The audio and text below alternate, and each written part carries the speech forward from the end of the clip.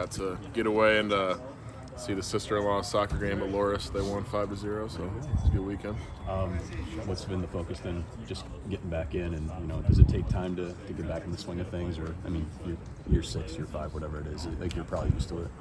Yeah, I think it's nice because we got that Sunday afternoon to kind of get in the building and get reacclimated before starting the game week. But I think everybody's focused and locked in on the preparation. What do you remember about Camp Randall in 23 and just that environment? And it's one of the places they talk about when they talk about college football. Yeah, it's a good place to play. We got like the jump around thing going on and everything, and the fans love their team and they love football, so it's a fun place to go up to. I know you don't have a ton of tape on their new quarterback. He just played it on Saturday, but what have you seen from him so far? Yeah, he's a good player. I mean, they got depth for sure.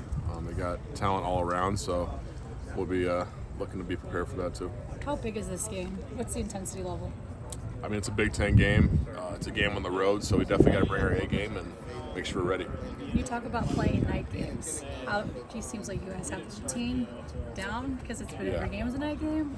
Yeah, I think it's definitely helped kind of just playing so many night games. You kind of, like you said, get used to, the mental side of things and not playing the game before it's time to play the game. So I think we got some good practice at that. What do you do before a night game? What's your routine?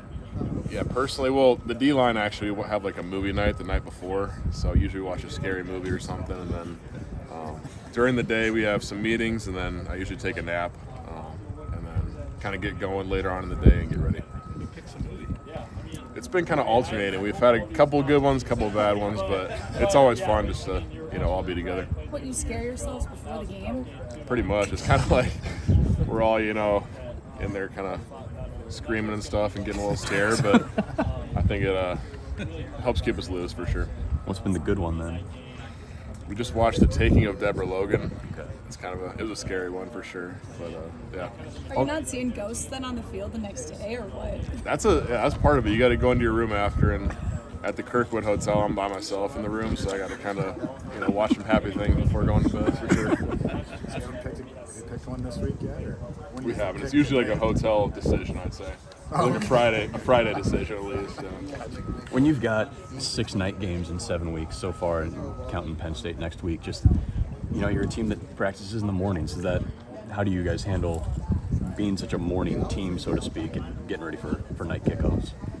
Yeah, I think the staff does a good job of kind of filling the schedule with things so you don't have too much downtime to where, you don't want to be thinking, like I said, like playing the game before that time. So we have stuff going on, and we also, even in camp, kind of practice a couple times at night just to kind of get that routine as well.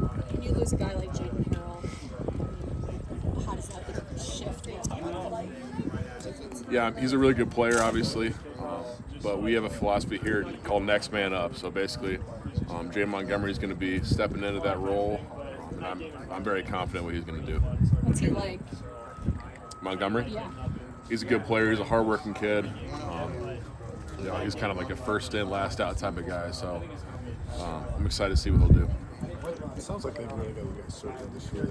It's 42 hours of practice because you guys put 42 hours. What does that get your attention? Knowing that you guys have had your circles for like a year. We don't really focus too much on that. We kind of just focus on what we're doing every day in practice and just kind of the routine that we have. How would you evaluate just you guys from a pass rush perspective? It just seems like kind of every week you guys have continued to kind of generate pressure and gain more confidence. I guess how would you evaluate the progression through the first few games? I think we're definitely climbing as a defensive line room. I think we need to keep that as a main focus and keep working on it every day in practice, and I think it'll show up for us. How much do you think a bye week can refocus a team and maybe even kind of change the course of the season? I think it definitely helps just to have that time to kind of reflect on where you've been at and where you want to be at going forward. It's a good time to, think of new goals and the habits that are going to be necessary to get there. Is that reflection like for you personally as you kind of took some time? Yeah, I look back and obviously I think there's some things I did well and some things that I can improve on, but that's just rewatching the games and seeing, where I'm falling short and what I can focus on in practice. Phil's been calling a ton of blitzes and even talked about it during the bye week. What do you kind of make of that? Is that a reflection on the D-line? Is that just a different way you guys are playing defense? What do you kind of make of all the blitzes he's using this year? You probably have to ask him what his philosophy is on that one, but I think it's good, aggressiveness to kind of go after the quarterback and put some pressure on them. So I think it's been going well. It drops you guys into coverage though too, right? I mean, Sometimes, yeah. I know the Lions been back there. Yeah. You probably have to. Yeah. It shows you guys are comfortable doing a lot of things, maybe.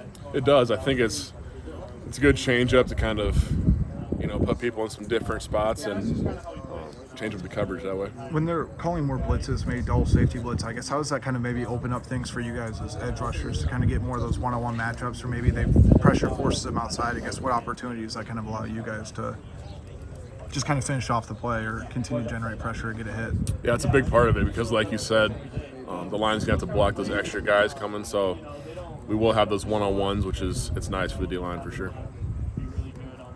By the way,